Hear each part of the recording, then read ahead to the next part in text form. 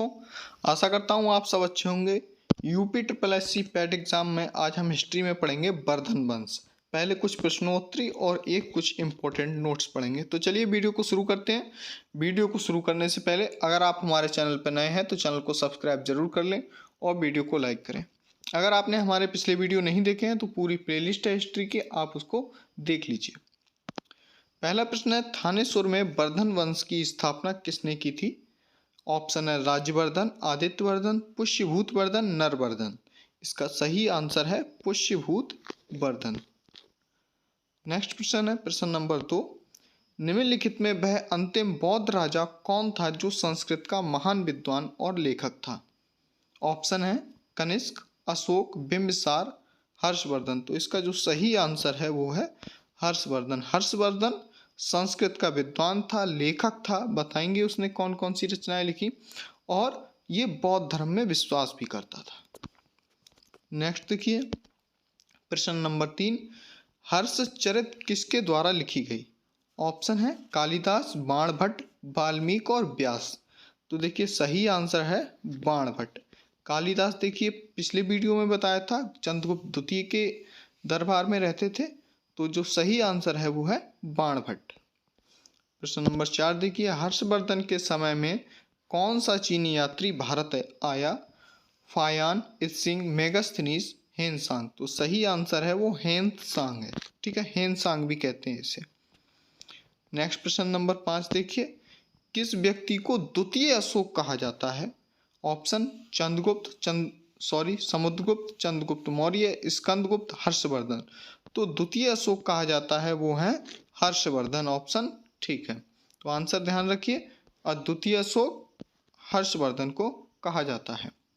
Next प्रश्न number 6 देखिए, बाणभट्ट किस सम्राट के राज दरबारी कवि थे? तो अभी बताया था इन्होंने हर्षचरित लिखी थी, और किसके राज दरबारी कवि थे? ऑप्शन है इसमें विक्रमादित्य, कुमारगुप्त, हर्षवर्धन, कनिष्क। तो सही आंसर है इसमें हर्षवर्धन।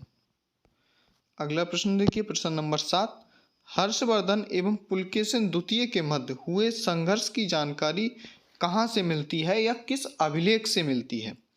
तो ये प्रश्न बहुत इंपॉर्टेंट है। ऐहोल अभिलेख, वांसखेड़ा, हाथी गुम्फा और हेनसांग के वर्णन से। तो जो इसका सही आंसर है वो ऐहोल अभिलेख, जो कि पुलकेशिन द्वितीय से संबंधित है।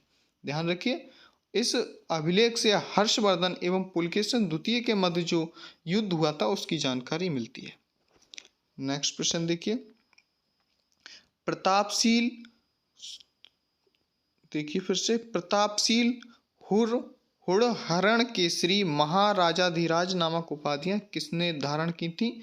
नरवर्धन, प्रभाकर वर्धन, आदित्यवर्धन, राज्यवर्धन। तो इसका सही आंसर है वो है प्रभाकर वर्धन। प्रभाकर वर्धन ने प्रतापशील, ध्यान रखिए, प्रतापशील और पासे प्रभाकर वर्धन, हुड़हरण केसरी और महाराजाधिराज नामक उपाधियां धारण की थी। प्रश्न नंबर 9 देखिए, सम्राट हर्ष ने अपनी राजधानी थानेश्वर से कहाँ स्थानांतरित की?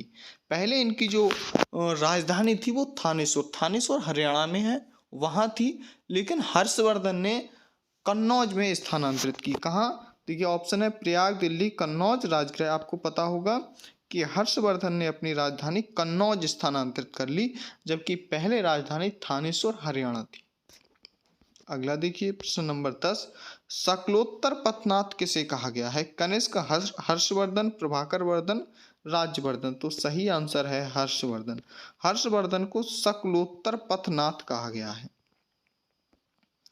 अगला प्रश्न देखिए प्रश्न नंबर 11, हेनसांग ने किसे शिलादित्य कहा है?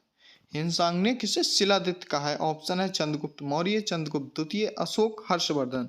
तो आंसर ध्यान रखिए हर्षवर्धन। हर्षवर्धन को शिलादित्य और शकलोत्तर पथनाथ, ठीक है, और द्वितीय अशोक हर्षवर्धन को कहा गया है।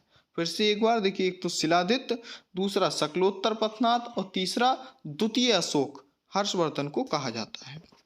अगला प्रश्न नंबर 12 देखिए, बंगाल का कौन सा शासक हर्ष का समकालीन था? शशांक, ध्रुवसेन, पुलकेशिन द्वितीय, भास्कर वर्मा।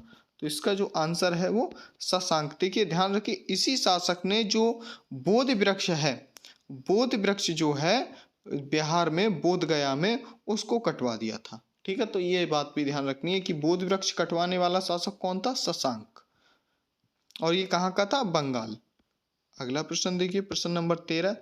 चालुक्य शासक पुलकेशन द्वितीय ने किस नदी के किनारे हर्षवर्धन को परास्त किया? देखिए ये जानकारी कहाँ से मिलती है? ऐहोल अभिलेख से, अभी बताया था। और ये जो पुलकेशन द्वितीय है वो चालुक्य शासक था, और इसने देखिए कौन सी नदी? ऑप्शन है महानदी, ताप्ती, नर्मदा, गोदावरी। तो कौन सी नदी? नर्मदा नदी। तो नर्मदा नदी के किनारे हर्षवर्धन को पराजित किया था। प्रश्न नंबर 14 देखिए, हर्ष अपनी धार्मिक सभा कहाँ आयोजित किया करता था? मथुरा, प्रयाग, वाराणसी, पेशावर। तो सही आंसर है प्रयाग।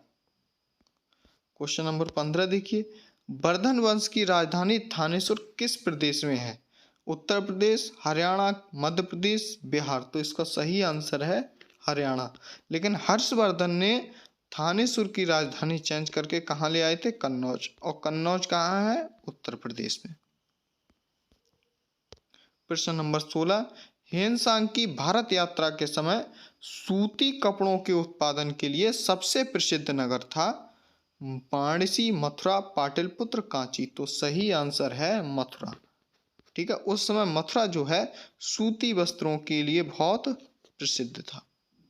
नेक्स्ट प्रश्न देखिए, प्रश्न नंबर 17, नागानंद रत्नावली एवं प्रियदर्शिका नाटकों के नाटककार हैं। ये नाटक किसने लिखे हैं? कौन कौन से? नागानंद, रत्नावली, प्रियदर्शिका। बाणभट्ट, विशाखदत्त, वात्सायन, हर्षवर्धन। तो सही आंसर है हर्षवर्धन। पहले भी बताया था, लेखक, विद्वान और बौद्ध धर्म को मानने वाला। कौन था? हर्षवर्धन। नेक्स्ट देखिए, कुंभ मेला प्रारंभ करने का श्रेय किसे दिया जाता है? अशोक, चंद्रगुप्त द्वितीय, हर्षवर्धन, इनमें से कोई नहीं। सही आंसर है हर्षवर्धन। नेक्स्ट देखिए, प्रश्न नंबर 19, निम्नलिखित में से किसने नालंदा विश्वविद्यालय को 100 गांव की आय दान स्वरूप दी या दान स्वरूप दी? चंद्रगुप्त मौर्य, चंद्रगुप्त प्रथम, चंद्रगुप्त द्वितीय, हर्षवर्धन। तो सही आंसर है हर्षवर्धन। हर्षवर्धन ने नालंदा विश्वविद्यालय को 100 गांव की जो आय थी वो उपहार स्वरूप या दान स्वरूप दे दी थी। प्रश्न नंबर 20, निम्नलिखित में से कौन सा हर्षवर्धन के दरबार से संबंध नहीं था? तो अभी मैंने थोड़ी देर पहले बताया था, एक ऑप्शन में कालिदास। कालिदास देखिए चंद्रगुप्त द्वितीय गुप्त वंश का जो शासक था उससे संबंधित है, जबकि बाणभट्ट, भर्तहरि और मयूर ये जो हैं हर्षवर्धन के शासन से संबंधित हैं। कौन कौन से? बाणभट्ट, भर्तहरि और मयूर। ध्यान रखिए। प्रश्न नंबर 21, घंटी यंत्र या जिसे तुला यंत्र भी कहते हैं का प्रयोग होता था? खेत की जुताई के लिए, खेत की सिंचाई के लिए, समय मापने में, इनमें से कोई नहीं। सही आंसर है खेत की सिंचाई के लिए। ठीक है, जिसे रहट भी कहते थे, रहट। ठीक है, इसका प्रयोग जो है खेत की सिंचाई के लिए प्रयोग किया जाता था। नेक्स्ट प्रश्न नंबर 22 देखिए, हर्ष के समय में भू राजस्व की दर थी 1/10 से 1/6, 1/6 से 1/10। सही क्या है? 1/6 से 1/10वां भाग उपज का। ठीक है, उपज का 1/6 से 1/10वां भाग। नेक्स्ट देखिए, प्रश्न नंबर 23, दक्षिण भारत के संदर्भ में एरी पत्ती का अर्थ है? ये बहुत आ जाता है कभी कभी, एरी पत्ती। ठीक है, एरी पत्ती का क्या अर्थ है? तो देखिए, जलाशय की भूमि, चरागाह की भूमि, जंगली भूमि, इनमें से कोई नहीं। सही आंसर है जलाशय की भूमि को एरी पत्ती कहा जाता है। प्रश्न नंबर 24 देखिए, ह्वेनसांग के सम्मान में महायान धर्म के प्रचार के लिए हर्षवर्धन ने कहाँ महासभा का आयोजन 643 ईस्वी में कराया? एक तो कब कराया? 643 ईस्वी। ठीक है, इस महासभा का आयोजन कहाँ कराया था ह्वेनसांग के सम्मान में? ऑप्शन है कन्नौज। ठीक है, थानेश्वर, प्रयाग, उज्जैन गलत है। कहाँ है? कन्नौज। सही आंसर है। नेक्स्ट प्रश्न देखिए, आखिरी है प्रश्न है ये, किस चीनी यात्री को वर्तमान शाक्य मुनि एवं यात्रियों में राजकुमार कहा जाता है? शायद आप समझ गए होंगे इसका आंसर। फाहियान, ह्वेनसांग, इत्सिंग, इनमें से कोई नहीं, ह्वेनसांग।